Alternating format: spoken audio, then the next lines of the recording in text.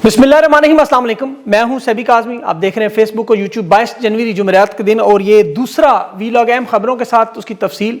पाकिस्तानी रजीम ने आज अपनी तारीख के बदकिस्मत फैसले पर दस्तखत किए। ट्रंप का पहला खिताब फ़लस्तीनी तंजीम को ख़त्म करने का ऐलान। फील्ड मार्शल डियोस में शहबाज शरीफ, आज़रबाईजान के सदर के साथ एंट्री, इसराइल के दोस्त ममालिक तस्लीम करने वाले के साथ जफियाँ। ट्रंप से हाथ मिलाने का शर्फ हासिल नहीं हुआ। ट्रंप ने दूर से उंगली से इशारा किया। अमरीकी वज़ीर ख़ारजा से मुलाकातें हुई और बड़ा ट्विस्ट भी आज। बोर्ड ऑफ पीस में चीन समेत यूरोप ने ऑफर ठुकराते हुए इनकार कर दिया। और तहरीक इंसाफ मौलाना फजल रहमान भी शमूलियत मुस्तैद। 8 फरवरी की कॉल में मौलाना भी शामिल। ब्लैक डे इसे मुश्तरका तौर पर लाए अमल क्या होगा। इलेक्शन कमीशन की भी बल्दियाती इंतखाबात ना कराने पर नाअहली का इशारा किसकी तरफ। एक और विकेट भी तहरीक इंसाफ की खटक रही है, मुराद सईद वाली।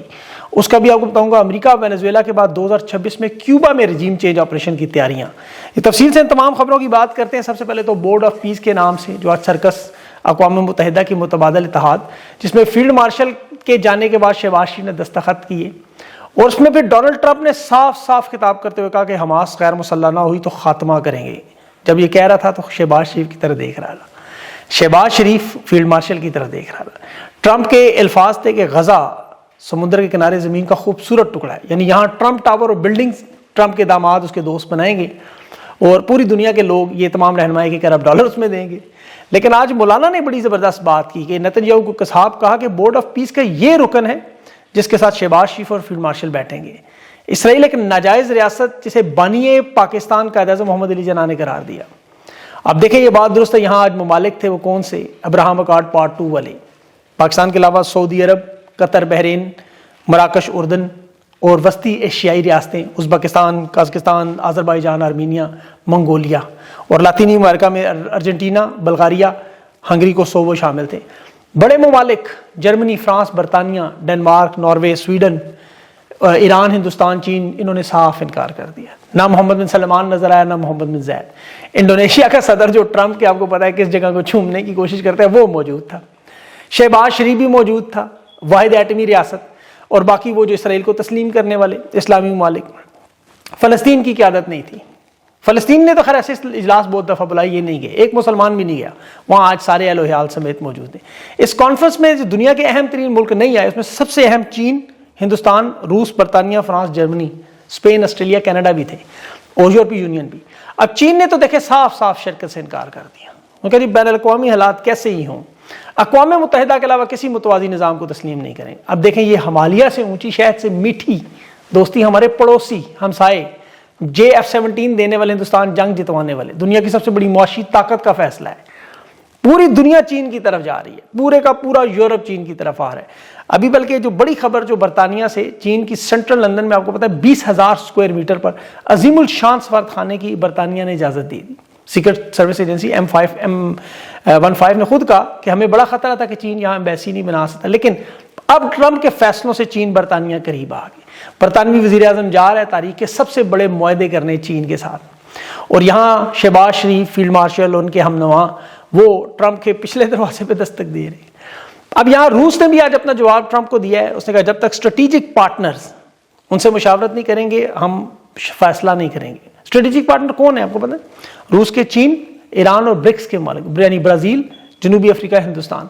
अब यहाँ सबसे अहम मामला ने कहा महमूद अब्बास जो रूस के सदर ने कहा फ़लस्तीन के सदर जब तक नहीं बुलाए जाएंगे तब तक कोई बात नहीं होगी, हम कोई शिरकत नहीं करेंगे। फ़लस्तीन की इसमें क़यादत ही शामिल नहीं है, जिसकी वजह से जाहिर है फ़लस्तीन की क़यादत को इसराइल की शराइत पर मुकम्मल तौर पर वो नहीं है इनके साथ, इसीलिए वो शामिल नहीं है। अब चीन ने जो ईरान, ब्रिक्स और साथ शंघाई कॉरपोरेशन के तमाम ममालिक से कहा कि दूर रहे। अमेरिका इसराइल के करीब होने वाले ममालिक में इस वक्त वो उनको छोड़ दें तो चीन, ब्रिक्स और ईरान ये अलग हो चुके हैं। वर्ल्ड इकोनॉमिक फोरम पर ये अमेरिका की सदर की जो तकरीर थी, जिसे मेन स्ट्रीम मीडिया पाकिस्तान में लाइव दिखाया, अच्छा मजे की बात है, अब यहाँ नेतन्याहू की तकरीरें भी लाइव हुआ करेंगी। शहबाज शरीफ जिस वक्त दस्तखत कर रहा था, डोनाल्ड ट्रंप के कान में उसने कुछ कहा, वो अता ने तर्जमा पता नहीं कैसे कर लिया। कैमरा उस तरफ नहीं था कि वो किसकी बात कर रहा है, ट्रंप किसकी तरफ देख रहा है। ट्रंप ने फिर उंगली ऐसे की अपनी और ये कह रहे थे नहीं जी वो फील्ड मार्शल की तरफ कर रहा है।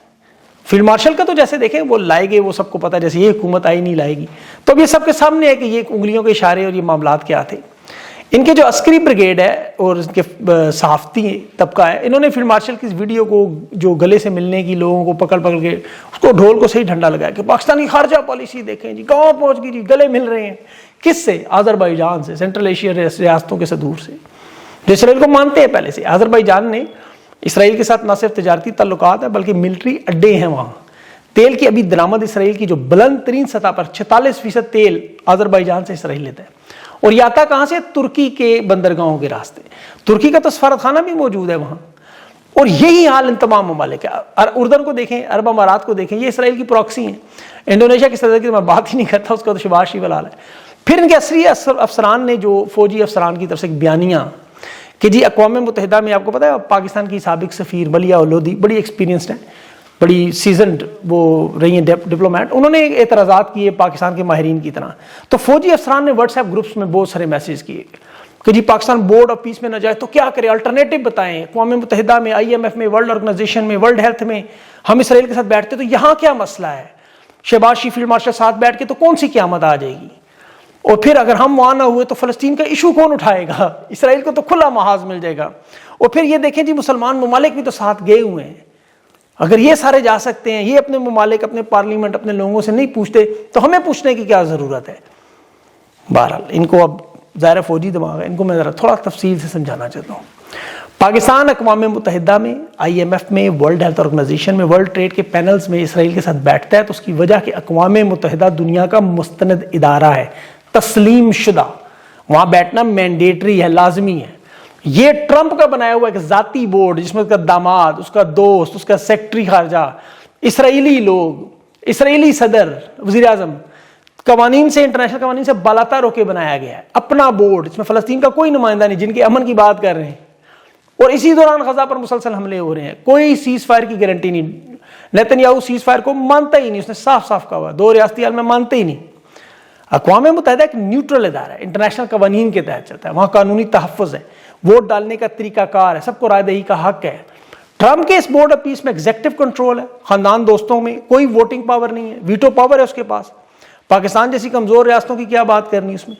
ٹرمپ نے اس بورڈ میں صاف صاف کہا ہم مزاحمت کرنے والے تمام گروہوں کو جڑ سے اکھاڑ دیں گے۔ یورپ، چین، روس، ایران، یہ تمام ممالک اس کی کیوں مخالفت کر رہے ہیں؟ پھر یہاں اس نے کیا کہا کھل کے کہ ہم فلسطین کے لیے بولیں گے، فوجی کہہ رہے تھے بھائی اقوام متحدہ کی سلامتی کونسل کی میٹنگ میں کتنا بولتے ہیں، ابھی ان کے خلاف آپ نے ووٹ دیا، چین اور روس کی مخالفت تھی وہاں کتنا بولے، فلسطین کے اندر لوگوں کو کتنا بولنے دیتے ہیں، آپ نے دیکھیں جھنڈے چھینتے، ان کے احتجاج روکتے۔ عوام کا ریفرنڈم، جن ممالک کی آپ بات کر رہے ہیں وہاں تو اسرائیل کو پہلے سے تسلیم کیا ہوا ہے، ان کی تو تجارت بھی ہے، سفارت خانے بھی ہیں مسلمان ممالک ہیں، وہ تو ابراہم اکارڈ پارٹ 2 میں بھی شامل ہیں۔ بانی ہے پاکستان اسرائیل کو مانتا نہیں، 4000 سال سے ہم اسرائیل کو نہیں مانتے، 48 سال سے نہیں، یہ مصر، انڈونیشیا، اردن، انہوں نے تو تسلیم کیا ہوا ہے۔ ابھی تو قطر، بحرین اور یہ سارے ممالک یہاں تو شاہی حکومتیں ہیں، یہ تو پارلیمنٹ کے پاس جاتے ہی نہیں۔ یہاں آپ نے 2 نمبر حکومت بنا کے جو پارلیمنٹ میں پھر بھی نہیں پیش کیا، کوئی ایک آدھا بندہ کو مخالفت نہ کر دے۔ یہ جو ابھی مولانا فضل الرحمان نے اس پہ تنقید کی، بالکل درست بات کی کہ نیتن یاہو شام میں، ایران میں، لبنان میں کتنے کا امن کروا چکا ہے، ڈونلڈ ٹرمپ عراق میں، افغانستان میں، لیبیا میں کتنے کا امن کرا چکا ہے کہ یہ یہاں امن کروانے جائیں گے؟ یہ تو کھنڈرات بناتے ہیں، فلسطین میں امن کروائیں گے۔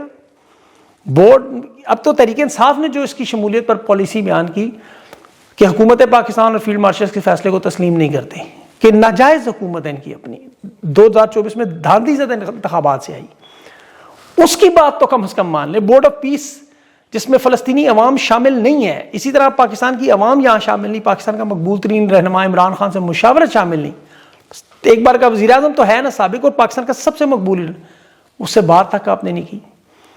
تحریک انصاف نے کہا ہم اسے مسترد کرتے ہیں۔ آج ان کی مولانا فضل الرحمان سے ملاقات ہوئی ہے پارلیمنٹ ہاؤس کے چیمبر میں، محمود اچکزئی کی، اسد کیسر کی اور سینیٹر صالح شاہ کی۔ بڑی اہم میٹنگ تھی، 8 فروری کے حوالے سے مولانا کو آن بورڈ لینے کی پوری کوشش ہے۔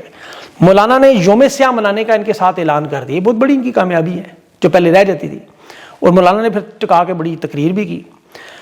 اب دیکھیں پاکستانی سوچتے کیا ہیں ان لوگوں کو دیکھ، ان کی جفیاں کلپیاں کہ یہ لیڈر ملاقاتیں کر رہے ہیں، اچھل کود ہو رہی ہے، وہاں ہمارا خان قید تنہائی میں۔ پہلے تو یاد رکھے خان قید تنہائی میں تنہا نہیں ہے، جسمانی طور پہ ضرور اڈیالہ جیل موجود ہے۔ عمران خان کے ساتھ خدا کی قسم حقیقی معنوں میں کروڑوں کی تعداد میں لوگ موجود ہیں، نظریہ اس کا موجود ہے۔ آج 12-15 ہزار کلومیٹر آپ سے دور بیٹھ کے میں خان کی باتیں کرتا ہوں، امریکہ میں چلے جائیں، برطانیہ میں چلے جائیں، کینیڈا میں چلے جائیں، اس کرۂ ارض کے ہر ملک میں جہاں پاکستانی موجود ہیں، خان کا نظریہ موجود ہے۔ صبح دوپہر شام تنہا تو وہ جسے لوگ بھول جائیں، خان کو کوئی بھولا ہے؟ کوئی بھول سکتا ہے اس کا نظریہ؟ یہ قوم تو اس پر قائم ہے، کیونکہ خوف، مظالم، مجبوریاں آپ کی ضرور ہیں۔ یہ موجودہ حکومت اتنی کمزور ہے، خان کو مائنس کرنا، بھولنا، تنہا کرنا چھوڑیں، ادھر ٹویٹر اکاؤنٹ کو نہیں قابو کر سکے۔ 3 سال سے اس کی ٹویٹس ڈیلیٹ کرنے کی کوشش کریں، 3 سال سے ایک کامیابی نہیں ہوئی۔ خان کی مقبولیت کا میں آپ کو ایک اور ثبوت ہے، مائیکل کوگل مین آپ کو پتا ہے ساؤتھ ایشیا کا ڈائریکٹر ہے، فرسٹ پالیسی کا ایک بڑا اچھا جاندار صحافی ہے، یہ ڈیوس میں موجود ہے، ہماری رپورٹنگ کر رہا ہے، فیلڈ مارشل شہباز شریف کی ادھر موجود ہے۔ ابھی یہ رپورٹنگ کے دوران اور ڈیوس میں، یہ سوئٹزرلینڈ میں وہ جگہ ہے جہاں عمران خان نے بیٹھ کے اسرائیل کو تسلیم کرنے سے انکار کیا، جہاں آج شہباز شریف بیٹھ کے اسرائیل کو تسلیم والا معاملہ، ٹرمپ کے ساتھ جفیاں، آنکھیں مارنا، انگلیوں کے اشارے کر رہے ہیں، یہاں اس نے دروازے پر عمران خان کی تصویر لگی دیکھی۔ مائیکل کوگل مین نے کہا کہ یہ سوئٹزرلینڈ کے پہاڑوں میں بھی خان کو مائنس نہیں کر سکتے۔ یہ پاکستانی نہیں ہے، یاد رکھیں، وہ کہہ رہے ہیں مقبولیت دیکھیں اس کی، تو کہہ دے تنہائی میں بیٹھے ہوئے شخص کی، اسے گرانے کے لیے دیکھیں پورا سسٹم کیا کیا کرتا رہا، regime change, operation cipher, Bajwa, قاضی فائز، وہ نگران کاکڑ، بلے کا نشان چھینا، الیکشن، غیر قانونی ترمیمیں، مدنیات، کرپٹو، لنچ، ڈیجیٹل کرنسیاں، فیلڈ مارشل کی extension, C D F, chairman joint chief کو ہٹانا، ریٹائرڈ ملازمتوں پہ رکھنے، سب کچھ کر کے غضب بورڈ میں بھی کر لیں جو کرنے، خان کو مائنس نہیں کر سکتے۔ اور عمران خان سے تو چونکہ اسرائیل بڑی شدید نفرت کرتا ہے نا، یہ ایپسٹین کیس میں آپ نے دیکھا 2018 میں اس نے عمران خان کو کہا تھا یہ خمینی سے بھی بڑا خطرہ ہے، امام خمینی سے، کیونکہ وہ بھی اسرائیل کو نہیں مانتا، یہ بھی خان بھی نہیں مانتا۔ تو انہیں یہ بات سمجھ جانی چاہیے، جب تک عمران خان جیل میں، یہ چاہے اسرائیل کو تسلیم کرنا تو چھوڑیں، نیتن یاہو کو اپنا باپ بھی مان لیں، دنیا میں کہیں سے ڈالر نہیں لے سکتے، جو مرضی کر لیں، کیونکہ انہوں نے جو نحوست خان کو قید کر کے پھیلائی ہے، برکت اٹھ چکی ہے، اللہ کی رحمت نہیں آ سکتی ان پہ کبھی، یہ کبھی معیشت میں پاکستان کو کامیاب نہیں کر سکتے، کیونکہ یہ لوگ اس طرح کے، اور دنیا کی تاریخ ہے۔ دیکھیں عمران خان تو ایک عام آدمی ہے نا، عام انسان ہے، اللہ کے نبی یوسف علیہ السلام 9 سال قید تنہائی میں رہے، اللہ چاہتا تو مصر کے لوگوں کو مصر کی جیل کی طرف بھیج کے جیل توڑوا کے یوسف علیہ السلام کو نکال سکتا تھا، ایسا نہیں کیا اللہ نے۔